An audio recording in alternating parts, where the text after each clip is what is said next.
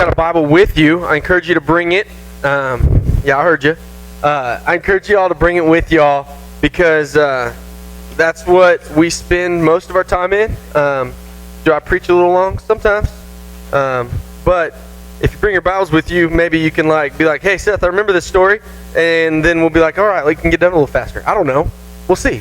But if you got your Bible, turn to Psalm 139. But as we get started, I want to tell you kind of my story. Some of you may have heard it. Some of you may have never heard it. But I was adopted at birth. Okay, so the day I was born, I was put in the hands of my birth mother, and she held me for about 3 or 4 minutes, and then I was handed to the parents who raised me, my mom and dad, Steve and Susan Tucker. And the story starts then, I guess, before any of that took place. Because my birth mother was 16, had a one-night stand with a dude, got pregnant, and by the time she was 17, I was born. But again, there's more to it than just that. She got pregnant with me.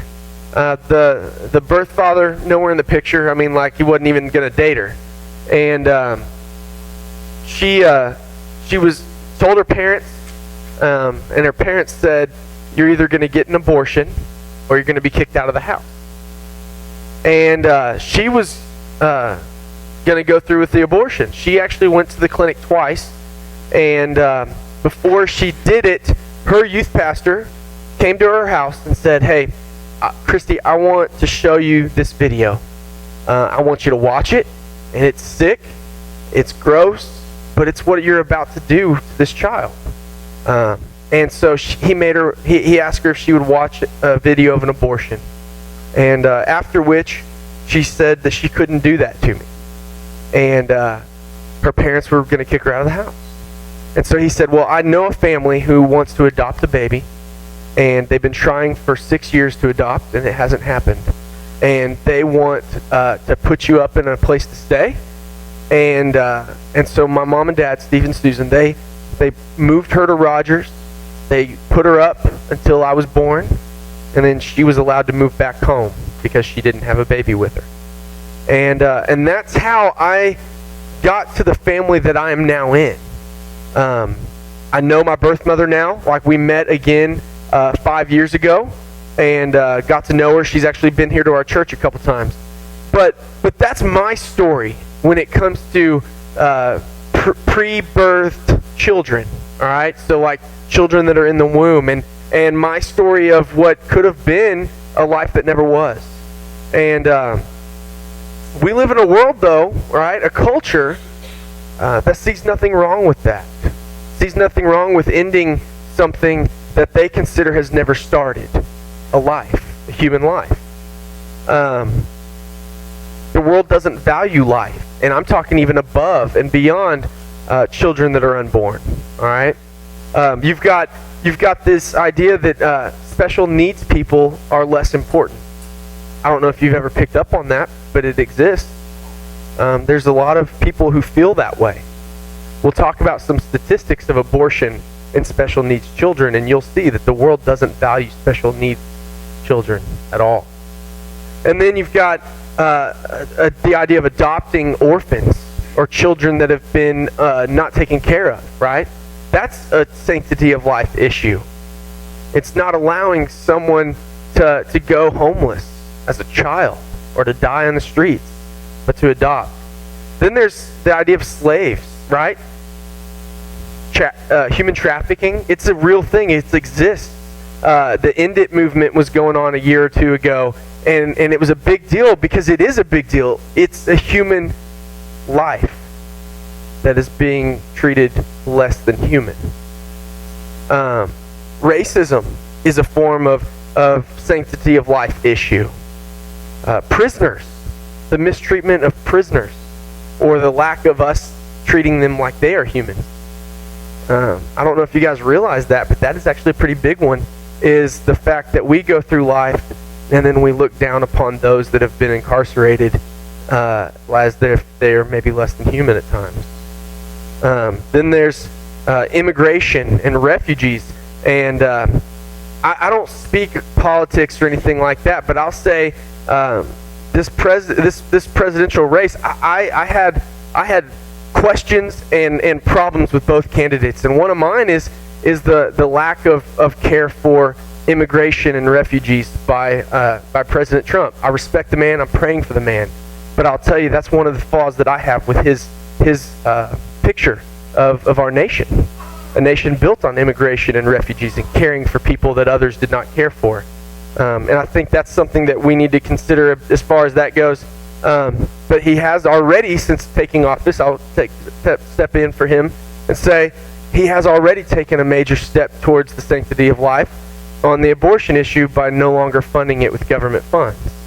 All right? Now, if we could take that money and pump it into adoption, that'd be sweet. Because there's a lot of people who would want to adopt but can't afford it.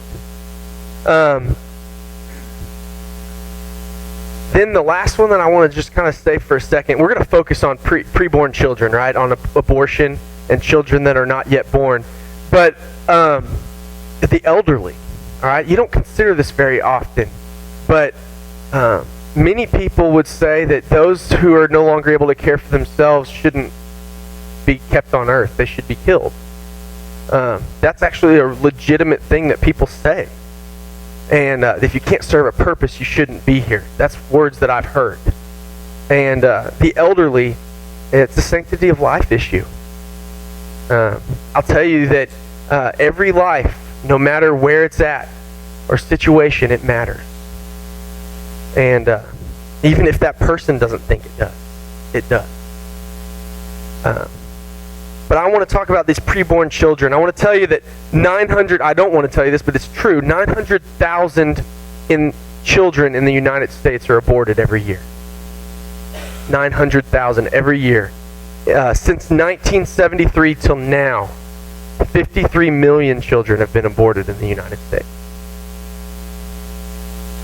I also want to tell you this, and this is something that, the world sees nothing wrong with this, but I want to tell you something that kind of, it grosses me out, but I want you to hear it. There's three main ways that children are aborted, okay? The first is with this thing they call it a vacuum, but it's a vacuum, but it's got a razor sharp edge on one side. And they stick it into the mother, they chop up the child, and they vacuum it out. Another one is with this blade that's like a loop, so it's like a rounded blade. And they stick it in the mother, and they chop up the child and scrape it out. And then the last one is a pill that the mother can take that basically sucks the life out of the child by no longer allowing it to receive blood and nutrients from its mother. And then another pill is given to make her basically deliver the baby. And those are the three main ways that abortion takes place. And you need to hear that, because we don't want any of you to be in a situation where abortion might take place, but you need to hear that. Because you need to counsel your friends maybe who are considering abortion, or dudes, your friends who are trying to push their girlfriend that they got pregnant to have an abortion. You need to tell these people what's actually taking place. And now we need to look at what God has to say about life. So Psalm chapter 139, and we're going to begin in verse 13. The first point tonight is this. The first point is creativity and design. God has creativity in his design. Let's reread verse 13. It says, "You made all the delicate inner parts of my body. You knit me together in my mother's womb." There's a few words in here that really stick out and show this idea of beauty and design. The words here in this verse are delicate and knit me together, right? Like those are ideas that God is creative. God is making a masterpiece. He's creating an artwork inside a mother's womb. God is creative in the way that he designs human beings, the way that he puts us together. In fact, I want to just read a couple quotes here. Dr. Jasper Williams, right? He was a former president of the National Medical Association, right? So like, we're talking an acclaimed group of doctors. And he says this, he says, "Human life begins when the ovum is fertilized with the and the new combined cell begins to divide." So he's saying conception. The moment that conception takes place, he says life begins. Van Nostrand's Scientific Encyclopedia, all right, the 7th edition says, at the moment the sperm of the human male meets the ovum of the female, and the union results in a fertilized ovum, a new human life has begun. I say the 7th edition because with time, due to cultural trends, they've changed that encyclopedia.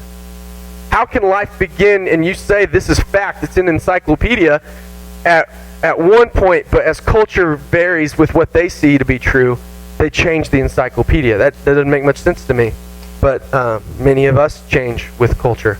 Ashley Montague, all right? Now this woman is a geneticist and a professor at Harvard, and she is not pro-life, she is pro-choice. So mind you, she is for abortion. She says this, she says that the basic fact is simple. Life begins not at birth, but at conception. She'll even say, human life has begun at conception. At the moment that, and I mean, you've all had health class, and if not, ask your parents what these terms mean. At the moment that the egg is fertilized by the sperm, life begins. Because think about this, at conception, you have new and unique DNA that has never existed before. Human DNA. That's life, right? What makes a rock not living? It doesn't have DNA, right? Plants live, right? Human life requires human DNA, and a unique human DNA means a unique human life. It begins at conception. Scientists admit this. I want to show you some pictures of children developing. Can you show those? They should be in there. We'll start with obviously the first one. At 3 weeks, right? At 3 weeks, a baby, all right, that heart begins to beat. At 3 weeks, their heart beats. I saw this picture on Facebook, and it had four unborn beings. One was a dog, one was a dolphin, one was like a koala or something, and then one was a human, and it said, baby dog, baby dolphin, baby koala, human fetus, right? Because we will contend that all of those things are living beings unless it's a human. But so we have the heart beating. You also see the spine forming. You see arms beginning to grow, legs beginning to grow. The brain is developing, and all of this stuff starts like it's fast. Next picture. At 6 weeks, all right? At 6 weeks, the eyes are developing to where they can be understood to be eyes just by looking at it. You've got arms and legs much more visible. So you almost see a hand being formed right there. You see teeth that are actually forming inside the jaw of a baby at 6 weeks. Next one, 7 weeks, I believe. At 7 weeks, the baby is making its own blood. You've got hands and feet beginning to be seen a little bit, fingers a little bit. I mean, it's pretty cool. At 8 weeks now, at 8 weeks, the brain is firing 250,000 neurons per minute, right? Thought is taking place. It might not be conscious thought, but it is thought nonetheless. The baby is thinking. Its elbows and fingers are all almost completely able to be seen in every child at this age, at this 8-week mark. The baby looks what it is, human. But here's something that's sad: is between 2 and 8 weeks, because conception takes place at 2 weeks. All right, so 2 weeks is what it takes for the egg to fully be fertilized and for it to be a conceived child. And so between 2 and 8 weeks of gestation, right, the time in the mother's womb, there will be 1,622 abortions per day during those weeks of pregnancy. Every day, that many children that did not make it past 8 weeks.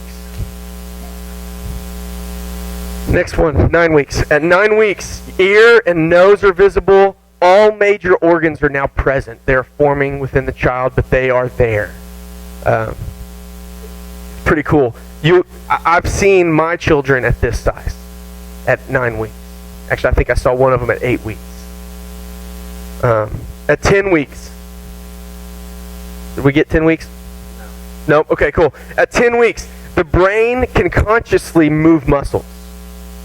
The brain can move its own muscles.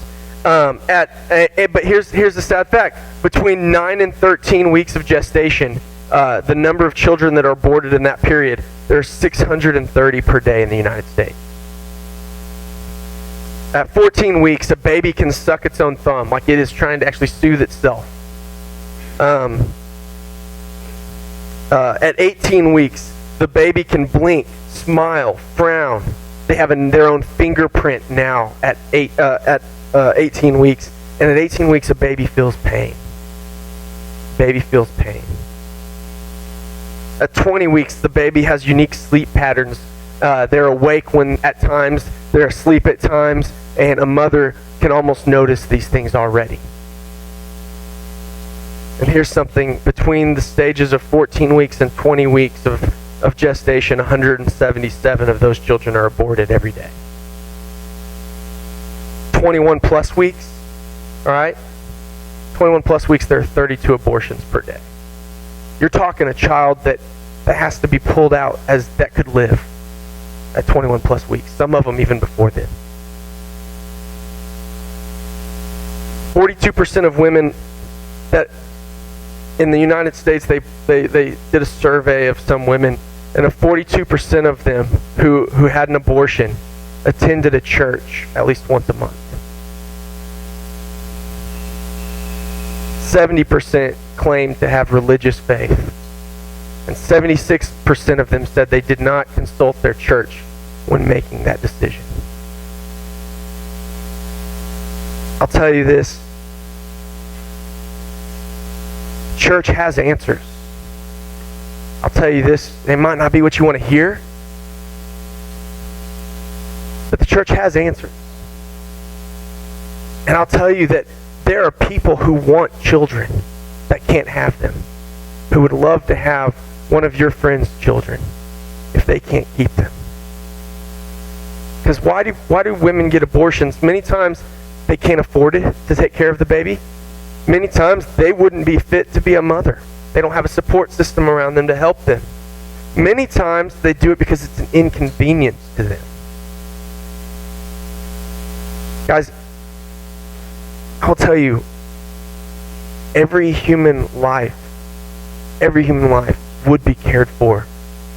And even a child in the government system is better off than a child killed before it's born.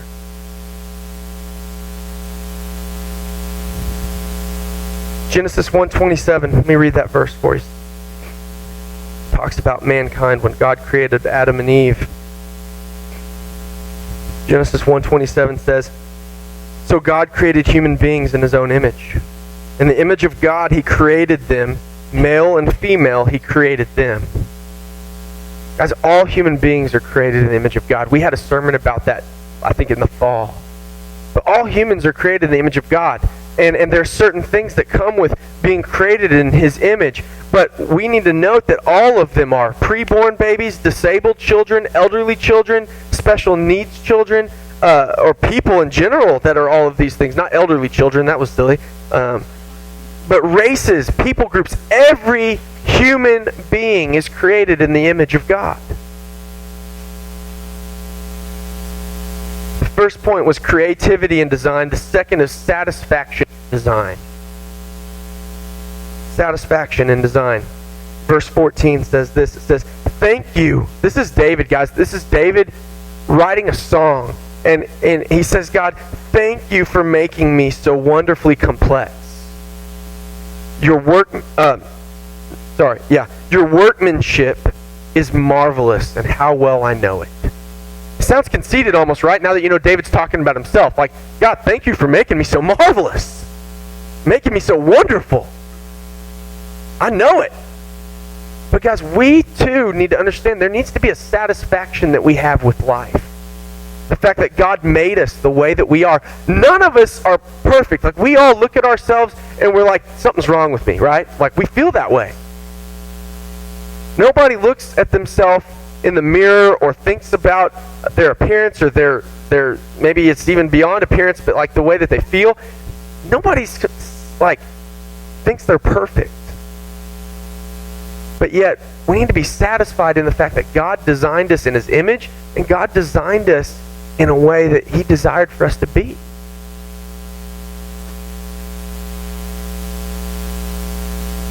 I have the pleasure of being a dad of 3 kids, all right? And with all 3 kids, we are at the hospital seeing doctors, you know what I mean, before the baby's even born, right? Preborn child. And we're there, and they always ask the same question at about, I can't remember, it's like 10 or 12 weeks. They're like, would you like for us to test for Down syndrome and for all of these things that could be wrong with your baby? And I'm like, okay, yeah, I mean, we could do that. I said, why are we doing that? When they said, well, because sometimes people want to know what the quality of life is going to be for their child. And I'm like, quality of life? It's life, right? And so what we decided with Judah from the beginning was we told the doctors this. We said, hey, you can do whatever test you want with what you take. Don't tell us anything about the baby unless it can be like fixed in the womb. Because there are some diseases that if caught, they can do surgery on the unborn child and fix the whatever's wrong. But we said we don't want to know if there's anything else wrong because it's not going to affect our feelings toward this baby in any way. Because we decided a long time ago, Melody and I, when we first got pregnant, we said that we will love and cherish whatever the situation of our child. We'll love it and cherish it. Because we're not just satisfied with our own life. We need to be satisfied with the lives of others. We need to see them as important, as vital, and as something that joy can come from. But let me tell you this, that 87% of Down's children are aborted. The ones that take the test, find out the baby's Down, 87% are aborted. And there's actually lots of pressure from doctors to do it. 64% of children with spinal bifida are aborted. And there's pressure to do it. Guys, we need to be satisfied with life. Because life is a gift from God. We need to be satisfied in our lives, but satisfied with others' lives, no matter the situation. Because joy can be found in life itself.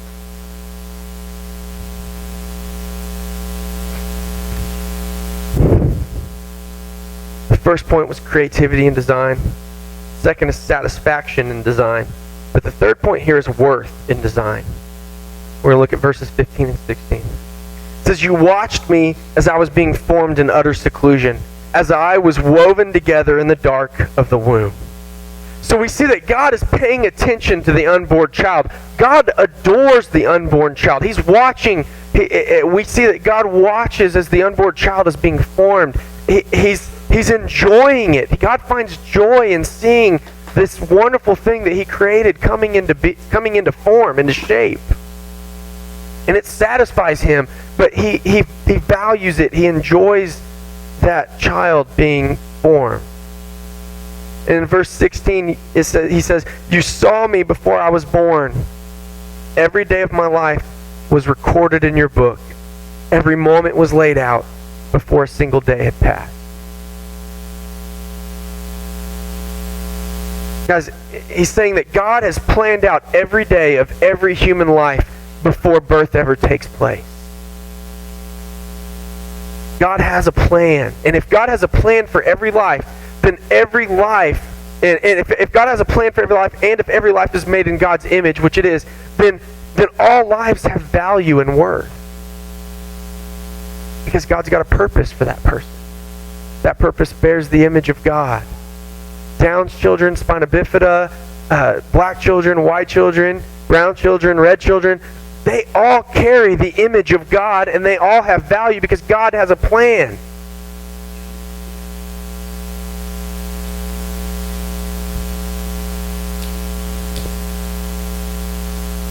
Now, does God know that certain children will be aborted? Yes, he does. He knew it was going to take place. Let me tell you something. What if it hadn't? What would God's plans have been for that life that wasn't ended before birth? You know, I mean, we could think about that. We could be like, would they cure a disease? Would they have been the doctor that cures a disease, or would their life have served a purpose of being born with a disease and God using the testing on that child to find a cure? We don't know. See, not every life, the purpose is to be the president. But every life has a purpose. And every life has worth and value.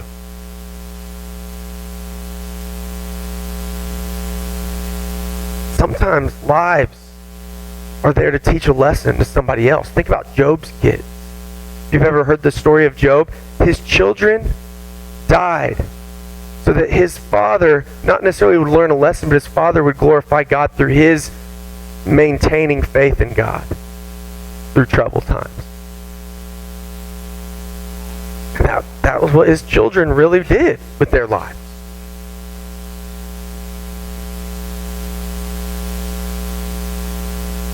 Talking about quality of life, I had a student in Harrison.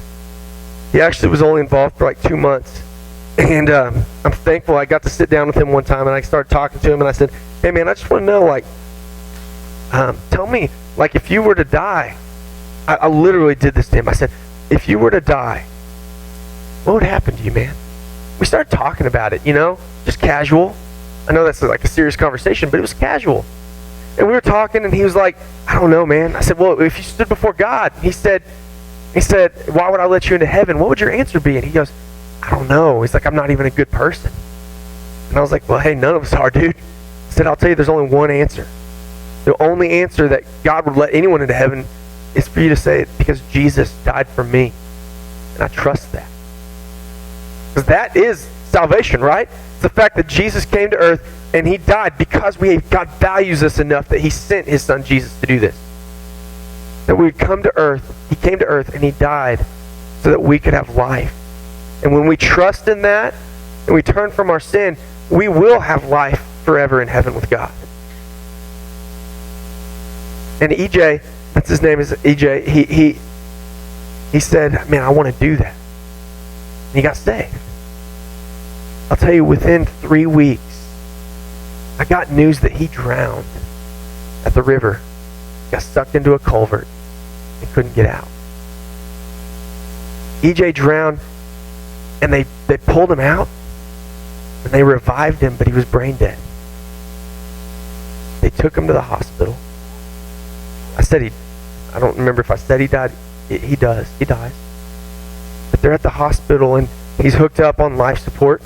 I go to Little Rock to visit him at Children's, and his mom and his aunt are talking about his quality of life if he were to actually, begin to breathe on his own. He would never have consciousness again. The doctors assured them of that, but they said he might start breathing again. And they were asking me what I thought, and I said, I'll tell you what I think. I think that life is something that's a gift from God, and a person's usefulness is beyond their consciousness. And I was brutally honest with them because they were talking like that it was a done deal for them. And they did take him off life support, and he died. But I told him, I said, his usefulness at this point in life might be to teach someone else who's caring for him humility. So that's still a purpose, still a reason that God has him here. And I said, if he dies on his own, that's God. I said, if he doesn't, there's a reason. But they took him off life support, and I told them that's their decision legally. I said, but God wants us to always stand for life. But I did get to tell him, or to tell them, and talked at his funeral about the fact that he knew Jesus Christ, and he was alive. But quality of life, that's something that, like a preborn child with Down syndrome, you start talking about quality of life, you're missing the whole point of life. God values every life. My brother, my half-brother, right? I met my half-brother when I met my birth mother 5 years ago. He's Downs. He's a Downs kid. He's 29. He's 25 now, I think. And for someone to say quality of life or whatever, like mentally, he's like 7. He has a plan. God has a plan and a purpose for his life. Let me tell you something. When he was 22, I heard this story and I cried. When he was 22, he was at the church that they attended, and they were at the Easter production, and he started screaming and like yelling, and like it's disruptive, right? He's weeping and yelling and screaming, and they take him out, and thankfully they had some teachers for the special needs class at their church that cared enough to talk and listen to Dylan. And they were talking and listening to him, and he just said, they said, what's wrong? He says, he did that for me. And they were like, what are you talking about? He said, he did that for me. And they started, like asking more questions, probing. He was like, Jesus on the cross in the Easter production. He goes, he did that for me. You understand that a kid with Downs, that many people would have said should have been aborted, had the understanding of a 7-year-old, but understood that Jesus Christ died to forgive him for his sin. Tell me that's a life that's not worth keeping on this earth. A kid who, I don't understand everything in this life, and I think there's mystery in Christianity that we neglect to pay attention to. A kid who will be talking to the air and looking as if he's looking at someone's face and maybe seeing angels that I don't. I don't know. That kid inspires me when I'm with him.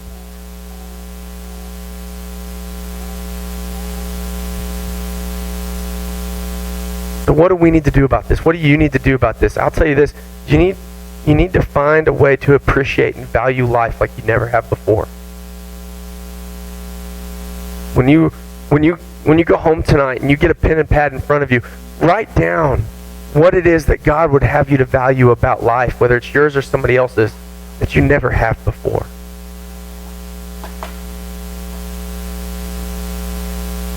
Like I said, it's so much more than just people that are boarded. It's disabled children, special needs people, disabled people, elderly people, immigrants and refugees, orphans, slaves, all people. All nations, tribes, and tongues. They have value. And you need to realize this. Listen, I want you to know this. And in a room this size, it wouldn't be crazy if someone may have. Even one of you teenagers. If you know someone or you are someone who's had an abortion, or maybe you've had a girlfriend who's done that, I'll tell you, the same God who loves us enough to send his son to die for us did that for you. And he will love you and he will forgive you. But he wants you to value life now. He wants you to begin to value life like you never have before.